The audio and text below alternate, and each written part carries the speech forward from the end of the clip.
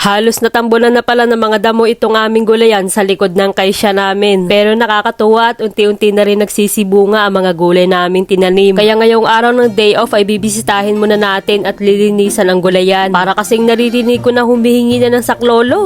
Kaya garne ang ating suot. Abay, double purpose pala itong ating safety shoes na pang welder Mga bandang alas 6 ng hapon na nga pala kami pumunta para hindi naman masakit sa balat ang init. Dahil sa natambunan na ng mga damo ay hindi na namin malaman kung saan na banda ang aming mga tinanim. Noong mga nagdaang araw kasi panay ang ulan at dumaan pa ang bagyo. Kaya hindi na magtataka na magsilago ang mga damo sa mismong taniman dahil napalibutan din ito ng mga pampataba. Gayong kasing bilis din ang paglaki ng mga halamang gulay. Pero talaga namang buhol-buhol ang patola at ang palaya at kung saan-saan na gumapang. At habang inaayos nga namin ay kay sarap din talaga pagbasdan yung sunset. Maliwanag pa pero mag-aalas 7 na ng gabi nung time na yan. Biruin mo at ang laki na ng kamatis na to pero hilaw pa.